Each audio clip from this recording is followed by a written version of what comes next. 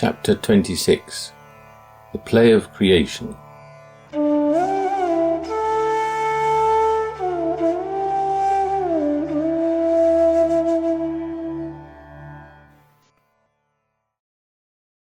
April 3rd, and another shift in the play. Our contact in Uttora was another Bajracharya, friend of Chaturaj, whom he described as a second Anathapindika. Maharatana, great jewel, Bajracharya, was as renowned for his largesse as for his skills as a businessman, and Chaturaj was sure that even without his note we would be well taken care of. "He will only be disappointed that there are just two of you," he said. "He has a whole apartment block to accommodate bhikkhus in," and had apparently done so for visiting entourages. Well, he'd have to make do with one bhikkhu and a bedraggled layman. We didn't even need the note to find Mr. Bajracharya's shop.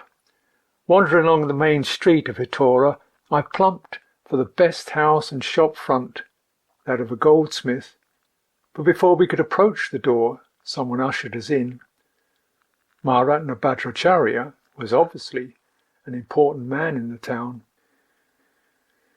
The shop interior extended back a way into increasingly sacrosanct zones. The fragrance of incense welcomed us, and my ear focused and lingered on the steady tones of someone chanting softly. Beneath a small collection of paintings of Vajrayana sages and protective deities, an old man was working at his small gold worker's anvil with a delicate hammer. The gold work was fine, exquisite. Tiny flakes shaped and assembled into nose rings like miniature chrysanthemum blossoms. Other anvils were the crucibles for slender gold wire to be transmuted into rings.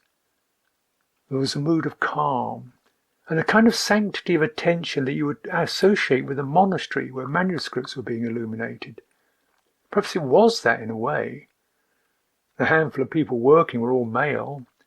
Perhaps it was a descendant from the old Nevari Viharas, an echo of the era when the Vajracharyas of old had moved out of their purely monastic role into first ritual and then commercial functions. Mr. Bajracharya soon appeared on the scene, was definitely no throwback. I've met successful Buddhist businessmen like him from Thailand and Sri Lanka, well but not extravagantly dressed, with a modest amount of gold on the fingers, composed with confidence that worldly success breeds and requires, yet easily respectful with bhikkhus. Tall and comfortably built, he drew us into his inner room, a sanctum behind a wrought iron grille, and with an effortless wave of one hand made soft drinks appear. The womenfolk peered through the grille into our male world where, through seating arrangements, distance, and tone of voice, the subtle balance of mutual respect and self-confidence was established. Strangely enough, Mr. B had no English, but Hindi was good enough to manage the comparatively minor matter of verbal exchange. Talk on Dhamma revealed that he was a meditator and had received teachings from Mr. Goenka, himself a former businessman.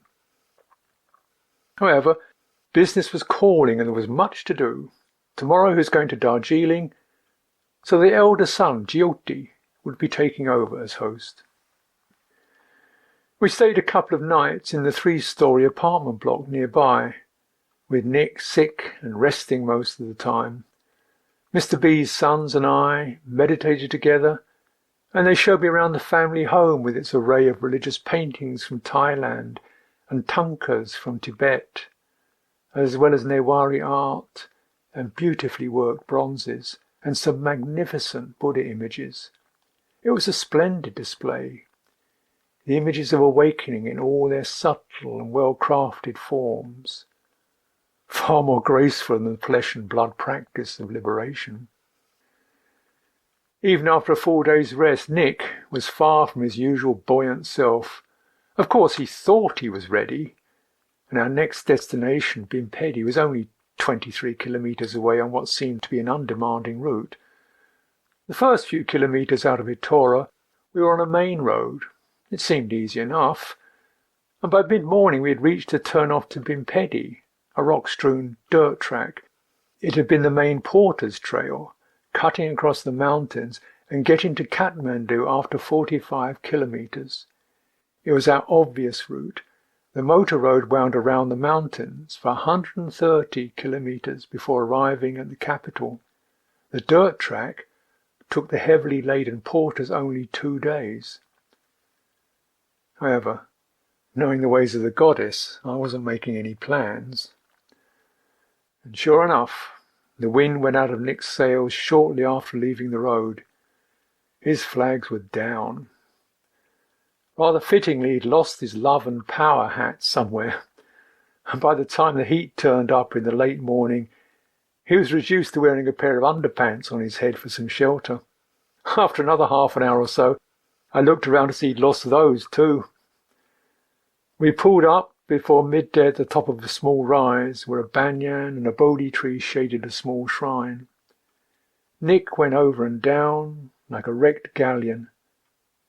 I got him to eat a bit and drink the milk that Jyoti had given us. There was nothing else to do but sit here, find the central point, and meditate. It was pleasant under that tree, with my awareness extending to taking Nick, the cool, shady shrine, and the river flowing beneath us, and where we were going, and where we had been. Then it rested in where we were, in where we are. Suffering, origin, cessation, path. The trembling of having somewhere to go and what if tugged at my mind. But Nick's inertia pointed like a compass needle back to the present. There, the radiant Buddha was turning the wheel of the law, and in his hands the goddess of suffering, so lavishly worshipped with our views and ambitions, unveiled her loving face. Compassion, be that. That's all we're here for. Momentarily, the wrappings of time and place unpeeled. The shade moved around the shrine. Eventually Nick began to surface, haul himself up, make a few noises, and we were struggling off in the heat of the afternoon, struggling up that rocky trail, that ancient path, him with his head down, and me up front, turning from time to watch him and worry about how far it would be. But where was there to get to anyway? In geographical terms, the end that we had agreed on, the final peak, was the valley, the Kathmandu Valley. The route from Tanzan to Chitwan had progressively, through 100 ups and 101 downs, rubbed down the 1,300 metres to a mere remnant of altitude. And from Hetora to the valley itself, we were toiling through 101 ups and 100 downs to arrive back at that 1,300 metre mark at another valley. That seemed to sum up the inner journey too. It felt like a deep return to some basic inner ground, a shift out of the play of ups and downs achieved through a process of wearing out the reactions to highs, lows, beginnings and endings, and even arrival. Maybe the result was a kind of dispassion towards it all. And yes, I guess we were getting pretty near to that. Still, there remained a lingering mystique to the pilgrimage. Its notional end was at the most sacred shrine of the Kathmandu Valley, Swayambhunath, the self-originated. To the ordinary eye, Swayambhu is an impressive stupa on top of a hill, but is also an emblem in a myth that makes the valley sacred. In the myth, that self-originated was a timeless presence that dwelt in a vast lake, immeasurably enriching its waters. Swayambhu was the very essence of Buddhahood, unpeeled from any form. And countless eons ago, Vipassi Buddha, one of that lineage of conquerors of whom Gautama was the last and Maitreya the next, came to circumambulate the lake in reverence. Into its still waters he cast the seed, a lotus seed that would, he prophesied, bloom into a flower that would be a seat for that supreme essence. And as eons came and went, and Buddhas arose and passed away in the human realm, that seed blossomed into the Bodhi Mandala, the circle that is the place of awakening in the world of form. Then the Bodhisattva Manjushri, the wisest of all those who vowed to share awakening with all sentient beings, came from the north, mounted on his snow lion. With the Vajra sword that cuts through all delusion, he sliced through the hills that surround the lake, allowing the sacred waters to flow out and bless the land. And the radiant presence of the self-originated, too powerful for profane eyes to gaze upon, was capped and crowned by a hill. On that hill, kings built a shrine long ago, before history could record it, to serve as an image of that mandala. The stupa is too sacred, too alive to allow archaeologists to go digging for history beneath its shell. It has in time nevertheless developed and formed, like Buddhism itself, arising out of something that can't be traced to become a metaphor and a way to the trackless state. The shrine to Swayambhu was wrecked, of course, by Muslim raiders, but being dependent on a still vital religion, it was able to rise again. High and lofty, it overlooks Kathmandu, shaping and being gradually shaped by the cultural genius of the Nevas. So the pilgrimage had to have its conclusion there, at Swayambhu, in that valley that is as high as a mountain. Meanwhile, I was wondering how Nick was getting on ascending his own mountain. Late in the afternoon we did arrive at Bimpedi, but immediately after that the peaks and some tough climbing began. Yet even though he'd barely been able to drag himself up a gently sloping path for most of the day, the cooling of the late afternoon, the sense of arriving in a lovely old town, and some time unwinding over a cold soft drink, made the mood of the moment positive. Therefore, to his mind, everything was possible again. So he had to be talked out of attempting the climb that very evening. At least that was getting easier. We didn't polarize with such intensity anymore. At times, I could even experience this as a comic duo, bouncing lines and gestures off each other, and surely no one could better throw all my stock attitudes so vividly into relief as Nick. The unflagging optimism, the almost pathological overreaching, and the ability to shrug off the last disaster with a casual remark. Compared with him, I've been a stranger at a funeral for most of my life. Someone who's not certain who they should be mourning, but who doesn't want to get it wrong by acting loud. For someone endowed with Nick's self-confidence, experiences of limitation and inadequacy must have been more effective steps on the inner path than successes. His progress was more a matter of descent. And this turn of the journey seemed to be providing him with plenty of those. Our host in Bimpedi, M.D. Shrestha, a friend of the great jewel, counselled that the climb out of the town was a strenuous one. And the next morning we found out he wasn't exaggerating. For me, it was just a matter of a steady grind uphill, first gear work with occasional pauses to relieve the pounding heart, and a few more to allow Nick to catch up and sink down. By then, I had already been initiated into the company of those who feel they can barely make it. But pausing now and then to wait for my struggling companion, I wondered how well he could adapt to the change of role.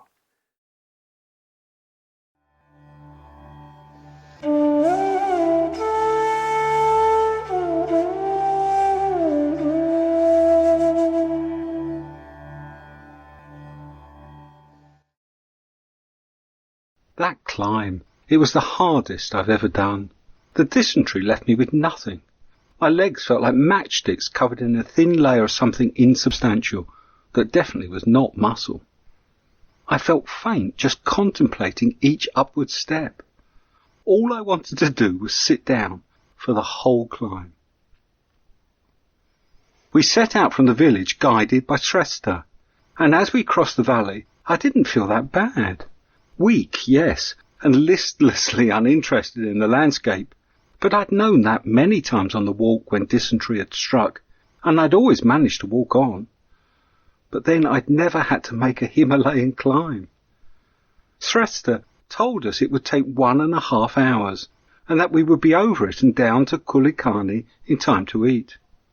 The hill was a wall of green turf, dotted with trees and crisscrossed with slight ledges made by grazing animals.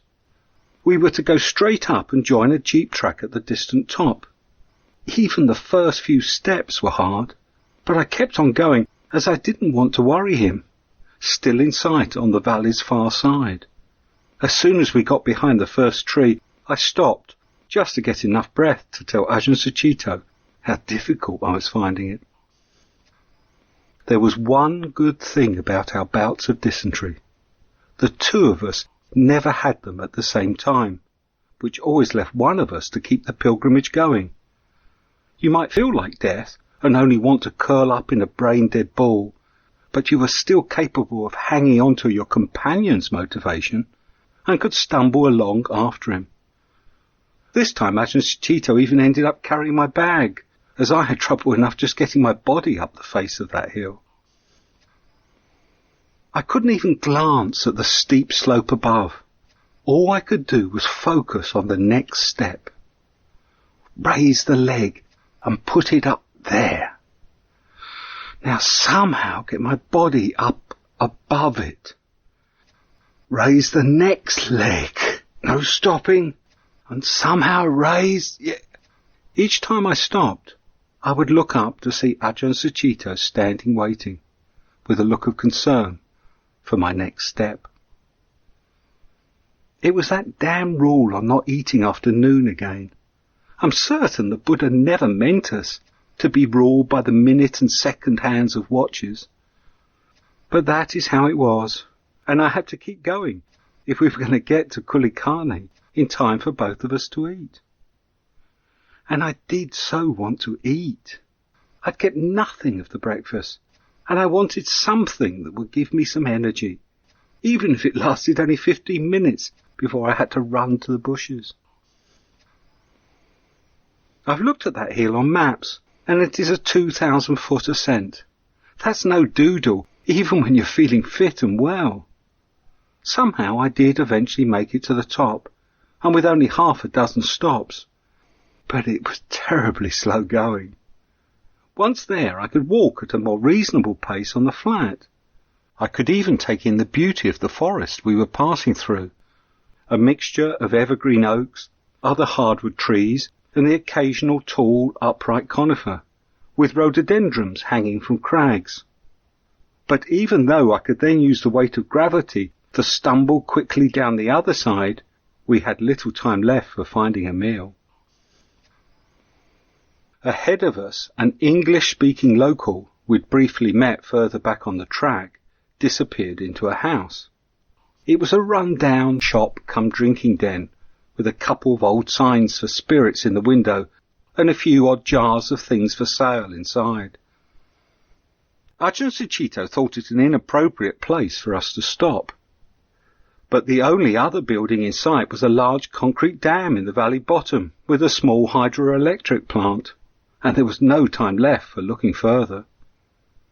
Inside the shop, the English speaker got the owner to make us rice, dal and vegetables, while he drank chang, barley beer, and when he saw how few vegetables the shop could produce, he gave us some tomatoes he was carrying.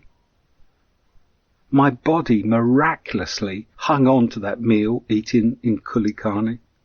There were flies crawling across it, the crockery was dirty, and the food oily and hot with chili, but I suppose the body knew it had no choice. It gave me the energy to climb up a long cliff on the other side of the valley to Kulikani proper. The village was just 6 houses on a flat ledge of land, an old river terrace now suspended above and between the two valleys. The valleys joined below it and dropped away so steeply that we could see no bottom. The diary, more poetically, has valleys as deep as bassoons. We were in the Mahabharat Lek again. Most of it was covered in forest, and for the first time I noticed how it was distinctly zoned, with conifers becoming more frequently the further up I looked. Around the village I recognised plants from home. Brambles were just coming into flower. Then in the grass turf beside the path there were violets, clover and forget-me-nots, and best of all, bird's-eye primrose, one of my favourites from the hills of northern England. We were high enough in the mountains now to be in a zone with a similar climate. In the next valley we disturbed 2 iridescent male jungle fowl, with their dun-coloured hens scratching on the path ahead. They dashed off into the bushes as we got close. Later, I had a brief glimpse, through the trees, of the even more exotic-looking Kalij pheasant. These steep slopes in the foothills of the Himalayas are the last sanctuary for many of these species of jungle fowl. Elsewhere, they've been hunted to extinction. My mind turned, as usual, to the need to protect such wonderful remnants of natural habitat. The main argument put forward to save the remaining forests in the Himalayan foothills is an economic one. The clearing of the forests has resulted in an increase in landslides and the erosion of topsoil, so that the big rivers issuing from the mountains have become ever heavier with silt. The plumes of darkness in satellite photographs spreading out into the Indian Ocean at the Bay of Bengal are the eroded soils of Nepal. The erosion is also responsible for the regular flooding in Bangladesh and the resulting human misery.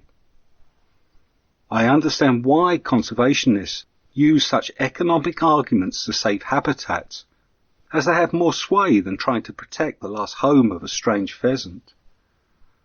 But for those of us that find solace in nature, just the cutting down of these last pristine forests can cause so much heartache. I used to respond to such issues, when I let myself look at them, either with despair and pain or with anger, but most of the time I would just bury myself in action. It was difficult to find the right perspective. I once used to fantasize about somehow getting rid of 99% of the world's population, so that the wildlife could recover. But that would be the worst genocide in history. And it wouldn't work. People would just multiply again. Of course, I excluded anyone I might know or have met, anyone I recognized as another being like me. Others, particularly in religious and New Age movements, seem to want false hope, a magic formula that will save the planet. Now I've learned to simply accept the way things are. As well as being more peaceful, I found I was more able to do something when it was possible. I'd have the clarity to be able to understand what motivated others. Then I couldn't get angry with them, let alone want to kill them all.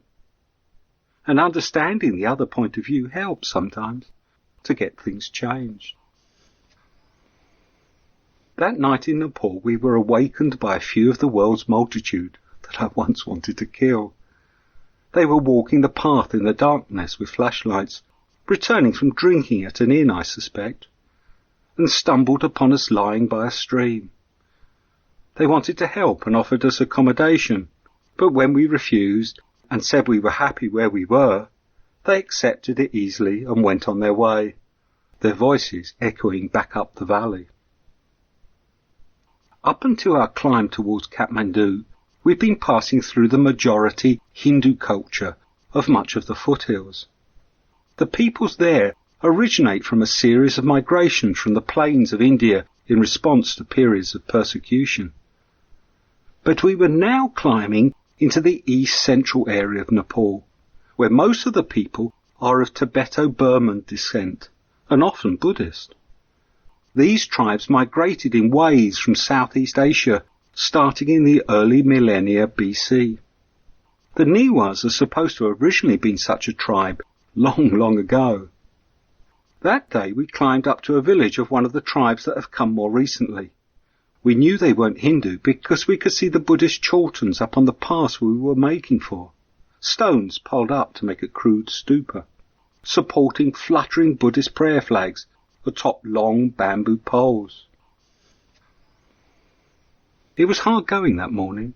The path wound in and out of small side valleys and up, down and around the sides of steep slopes, hardly getting any nearer, until, at last, we came to the long climb to the pass.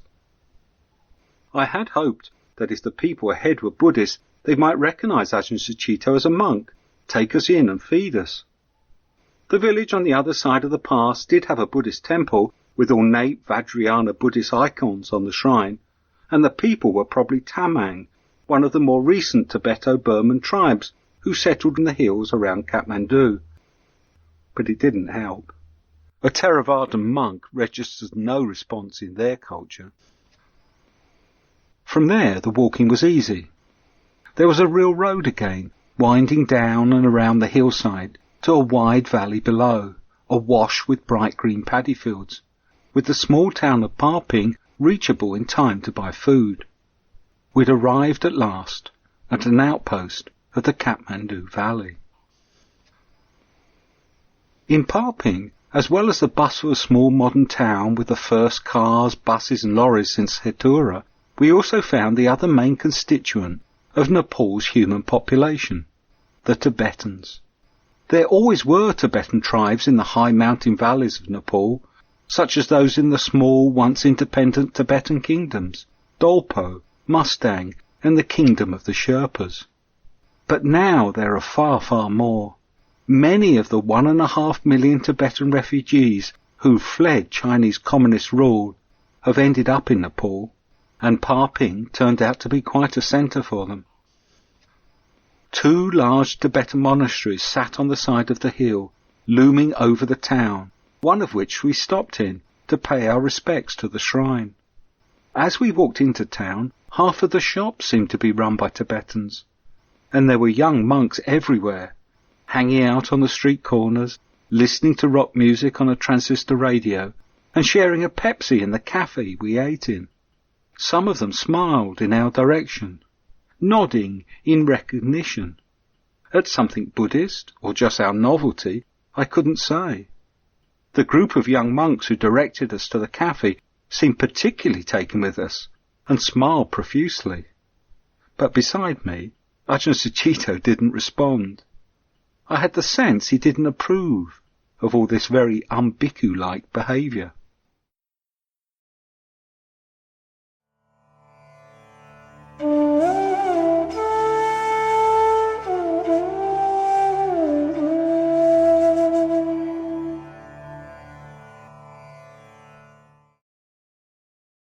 April 5th. Not much food in the mountains. Eating is a valley thing. For me, it was perhaps the only thing I liked about Parping. All the razzmatazz was definitely not my scene. But then we came round the last slope before the valley, and it was all change. I felt a trace of the impression that the mountain men and the heavily laden porters must have had when they saw it. The landscape, as it slowly opened to the north before us, was a sweeping sea of green, with terraced hills rising out of it and settlements strewn over it like foam. To the east, the land faded out of sight in the warm haze, but directly ahead of us lay the urban area of Kathmandu and its neighbouring city of Patan, also known as Lalitpur, the city of sacred play. Swayambhunath rose to the west of them. Even in this age with cars and concrete buildings in evidence, the perception of Shangri-La still hovered in my mind. Our approach was slow and in stages like an initiation into the fertility of life. The first stop was a Hindu temple built into an overhanging rock face that was lush with nasturtiums and ferns. The main images indicated that the temple was dedicated to Vishnu, here called Narayan, the life affirmer. Many smaller images of erotic play grinned down from its walls, with the innocence of children playing with their bodies, a Shangri-La version of sexuality. After that, we came into the populated areas. We had the address of Naga Mandap Sri Kirti Vihara in Kirtipur, a small town southwest of Kathmandu, so we thought to head further down the road to there, take a rest, and collect ourselves before Swayambhunath. After a while, following some questions and gestures, we left the road and made our way across the paddy fields to one of the small hills that carried the towns and villages of the valley. The town was a few quietly winding streets lined with brick houses, occasional courtyards with stupas in them, children playing, no traffic, and carrying water or squatting at their endless patient tasks, bright-faced women whose heads were not shrouded by the hood of their saris, and there was gentle laughter at these two awkwardly tall strangers.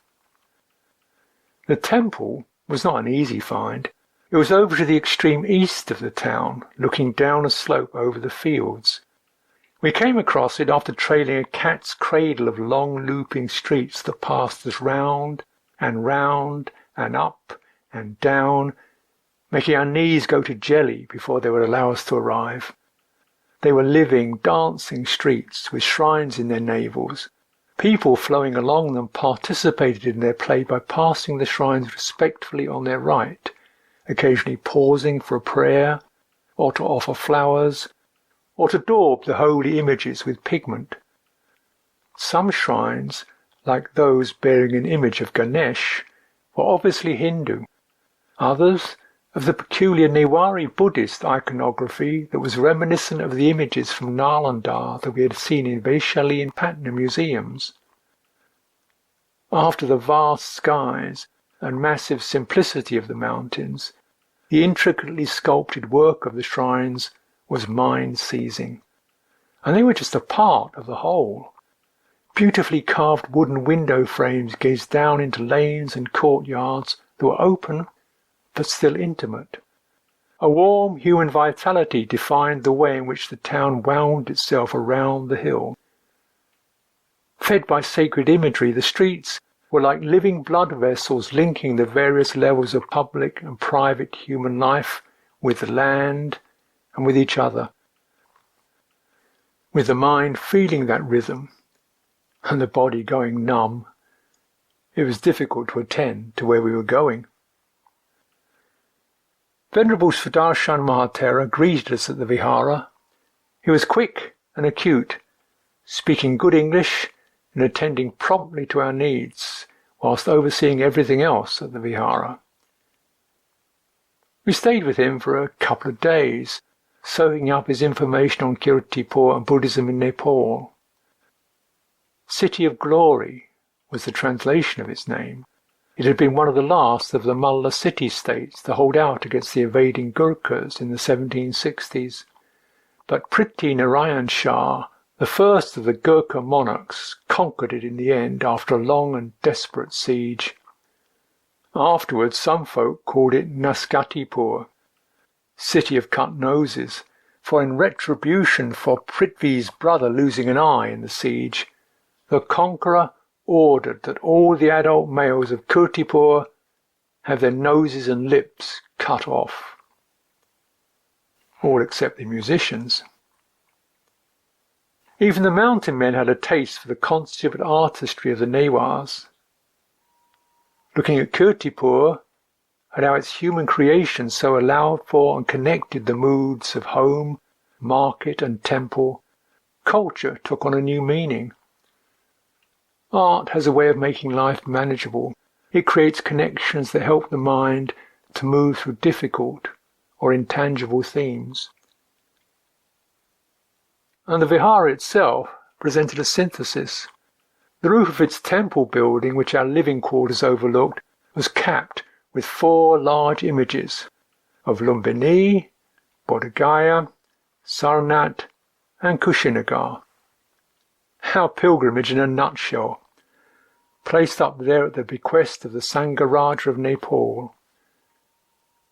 It all looked so small, like child's play from where we were standing. Hardly worth writing a book about.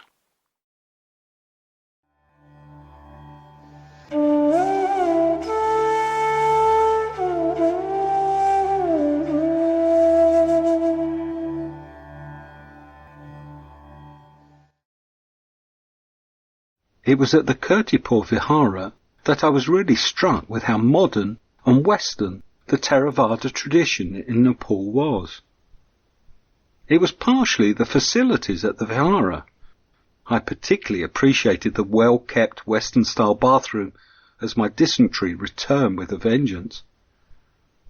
But it wasn't just the Vihara that was modern and Western. Bunte's outlook was a modern Western one too. His way of thinking was rational and scientific, a bit like a modern Christian minister who gives rational explanations for all Christ's miracles. This outlook was something I'd noticed about the other Newas we'd met, and suspected it was why they were following Theravadan Buddhism, and were so dismissive of the old Vajrayana tradition of their people. It was striking how they were all the educated members of their caste. They explained their change of allegiance in terms of wanting to revitalize their Buddhist religion. But if that was the only reason, they could have turned to the more dynamic and close-by Tibetan Buddhism. But that was still too esoteric. It was ironic, really. They were rejecting the old ways because they were irrational, just when many Westerners were showing such interest in Vajrayana Buddhist teachings, often because it was esoteric and non-rational. Not me, though. It was Tibetan Buddhism that I originally encountered when I was 20 in my wanderings along the base of the Himalayas, but I'd been put off by it being so irrational, as I too had a modern rational outlook then. I was in Sikkim, a small and at that time independent state between Nepal and Bhutan, and had stopped at a large new Tibetan monastery, simply because a local had said I should. I was put in a small accommodation block next door to a young Canadian Tibetan monk also visiting, who came to tell me that I'd been invited for an audience with the Karmapa, and that he was to translate for me. I had no idea who the Karmapa was, or that he was the head of one of the largest Tibetan Buddhist sects, the Kagyu. To me, when I met him, he just seemed a large and jolly chap prone to guffaws of laughter while rocking about on the bed in his private apartment. I remember something about banknotes and laughing at the pictures on them, and him insisting I had to come to a ceremony the next morning, which a wealthy Tibetan had travelled a long way to sponsor. I now realise the banknotes must have been a subtle hint, but it was lost on me at the time. So I ended up in a large temple with myself and the Tibetan sponsor sitting alone at the front, flanked by rows of monks. Before us was the Karmapa, raised on a throne and surrounded by silk cushions. The chanting seemed to go on forever, deep and resonating. It washed around the dimly lit hall, the rhythm kept by the monks tapping small hand drums. Amidst the chanting were occasional deep bassoon-like blasts from a long trumpet, the ringing of a bell and the clash of cymbals from a monk just to my right. The monks, dressed in maroon and with peaked hats on, were all following books of long strips of loose paper, which they turned as they chanted. The Karmapa led, starting each chant with a deep growl, then, as he chanted, rocking gently from side to the rhythm, like one of those round-bottomed dolls that never fall over. Each chant ended with him stopping suddenly, the rest of the monks' voices then slowing and trailing off, as if someone had pulled a plug on them. The ceremony seemed to be leading to a crescendo. The chanting was getting faster, becoming more insistent. There was more ringing of bells and clashing of cymbals, and then 2 monks came from stage left with a silk-wrapped box, which they started to unwrap. The chanting and accompanying clashes and clangs got even louder, and then the Karmapa took his hat off and handed it to one of the monks. The lid to the box was gently removed, and from inside he lifted, ever so carefully, a large black furry hat with gold trimmings that he gently placed on his head, all the while keeping one podgy armed hand atop it. This appeared to be the peak of the ceremony. The Tibetan beside me was prostrate by now, and the hullabaloo from the monks was at its loudest. After what I suppose was 5 minutes, the hat was put away, the box rewrapped, the chanting subsided, and eventually the whole thing came to an end. At the time, I had absolutely no idea what it was all about. It was 6 months later that I found out. I'd arrived in Darjeeling to stay with an English couple who insisted I come that day to a ceremony the visiting Karmapa was about to perform. The explanation came out on our way there. Thousands of Tibetans, very auspicious, hardly ever done before outside of Tibet. Black hat ceremony. Sure enough, the hillside was crowded with a sea of Tibetan faces, sprinkled with a few Western ones, and the monks had already started on the initial chanting. They and the Karmapa on his high cushioned throne were under a large tented canopy in front of me. We were now mingling with the edge of the crowd, and my friends were whispering to me, "This is very, very auspicious. The hat is magic, given to the first Karmapa in the 15th century, a gift from the Emperor of China. If he takes his hand off, it flies." At the time, it just made me dismiss the whole of Tibetan Buddhism. But these days, I've more respect for the irrational, despite having been trained as a scientist. If I hold on to the Western and scientific explanation for everything, I miss something very important. The feeling of awe that comes when I stop trying to explain this world. I can now see that I was trapped in that Western world description, which is in fact no more true than any other. Darwinian evolution is a very useful description of this world. But that is all it is, a description, and not reality. Eventually, on the spiritual path, we have to let go of all descriptions, including Buddhist ones. For their part, the Niwa Buddhists were weighed down by the beliefs and superstitions of their old Vajrayana religion. The accounts of their culture in books is fascinating stuff, and not just for anthropologists, but it's now very hard to use it for spiritual endeavour. That's why they've turned away from it. We left Kirtipur the next day for Swayambhunath. Bunty had offered us a lift into Kathmandu, but I wanted to walk. This would be the last few miles of the pilgrimage, and even if I was feeling both sick and weak, I wanted to do it on foot. The 2 of us trudged down a wide tarmac road, bustling with traffic, cars, motor scooters, the occasional bus, and many Nepalese on foot or bicycle.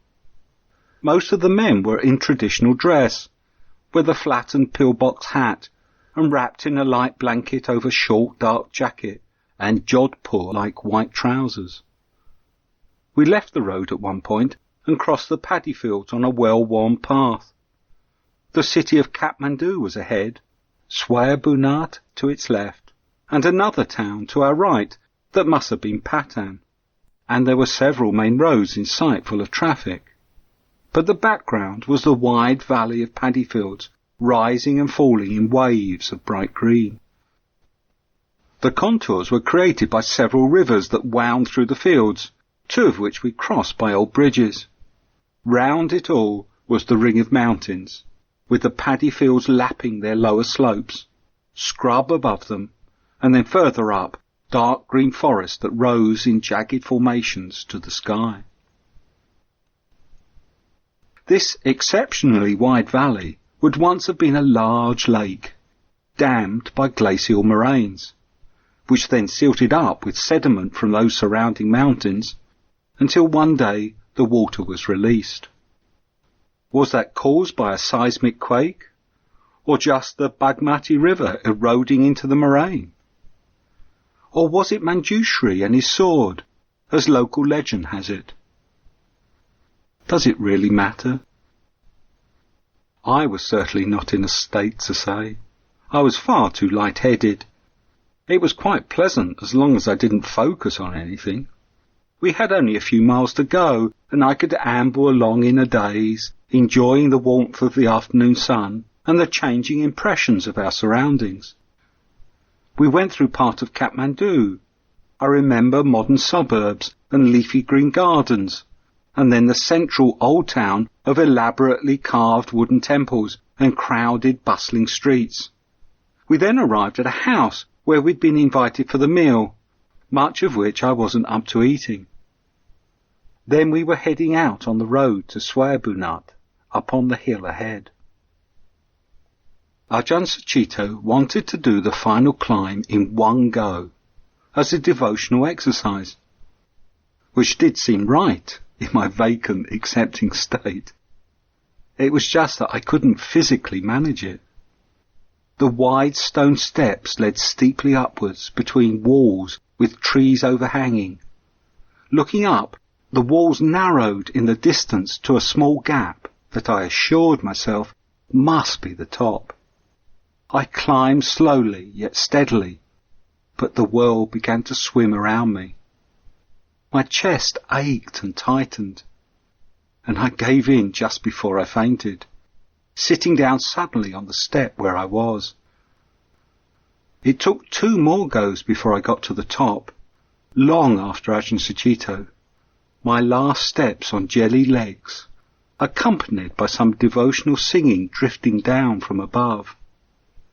And then somehow I was there. White light, giant golden eyes, tinkling bells, a mesmerizing devotional drone, elaborate fretted woodwork, strange people, musicians, monks, tourists, monkeys, and way below a little world of miniature houses, small green fields, and tiny people. My mind was well past trying to explain any of it, but it could open out into a tremendous feeling of awe.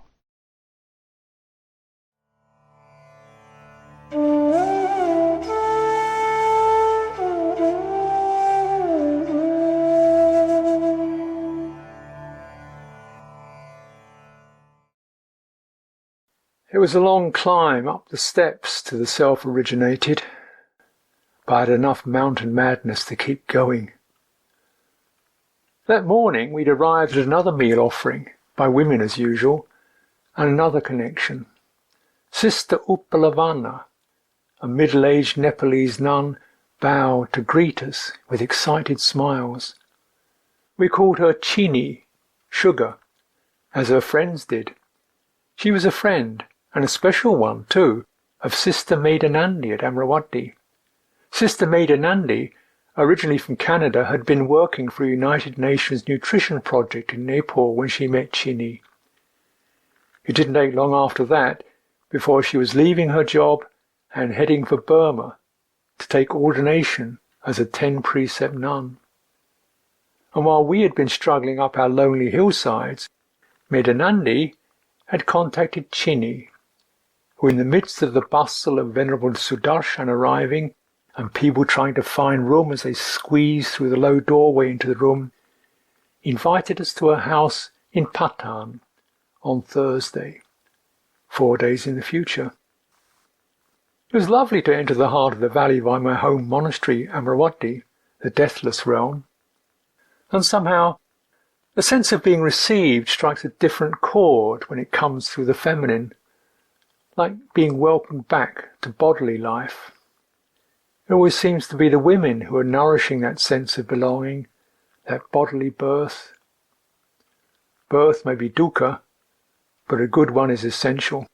Without that sense of belonging here, without being at ease with what one is as a person, it's hard for the mind to have the foundation for realizing the unborn. One unconsciously uses the Buddha's realization of non-self to lose touch with the realities of body and mind.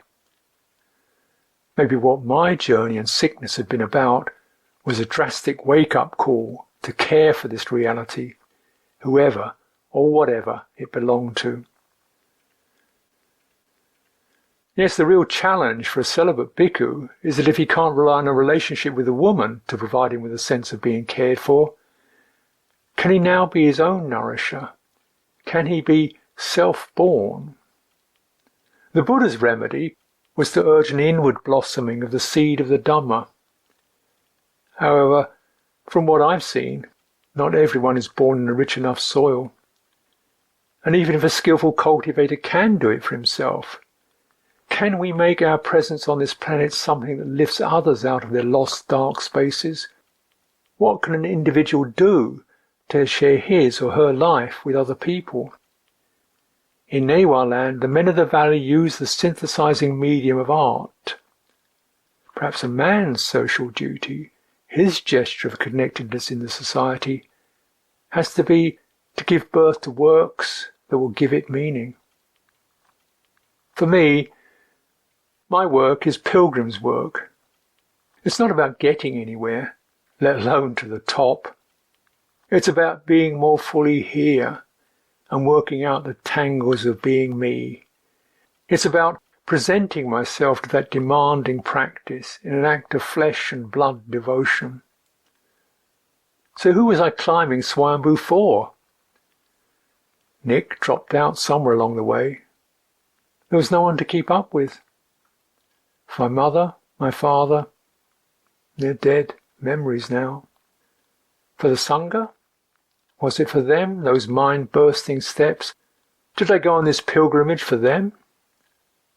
But so many of them have gone too, disrobed since I came back intending to share my journey with them. Babakaro, Anando, Kittisaro, Santacitto, Jnanaviro, and many more. We were mountain men. We had sat knee to knee in meditation. We had built monasteries together. And now we're looking for the green valley in separate realms.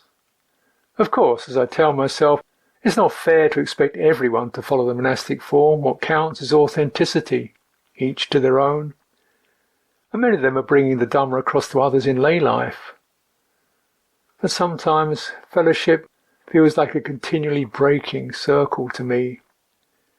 And I wonder, who am I doing this for? Beggars squatting on the steps, a few coins on cloths in front of them, hardly moved as I staggered breathlessly by. It's funny how long you can put energy into an illusion. Sometimes it takes exhaustion to clear the mind. What can we ever bring back from our journeys anyway? How many travellers return to find that their friends have died, their lands ruined, their tales derided? When will we ever know that we never return? That we have to close our own circle by willingly embracing the suffering of separation. And at the top, I made it to the top without stopping, was the great shrine, with Buddhas smiling gently through the mist of my flickering attention and calming the pounding of my heart. Buddhas of all the directions, Vajra thunderbolts, prayer wheels. But I hardly remember even that consummate impression. Homage to them always. But no, it wasn't even for the Buddhas, this long haul. One of the milling throng of tourists, coke in hand, wanted to take a photograph of me. I laughed. It was all for him. Somewhere on the planet, maybe, a man has a photograph of a Theravada Buddhist monk whose face is spread open in an enormous grin. Buddhism must make you happy, he thinks. And so it does. So it does. Buddhism does indeed make you happy at the end of a long stretch from which only images return. Keep that image to inspire and encourage you, friend. For me, it's enough to know I have found myself in the mandala.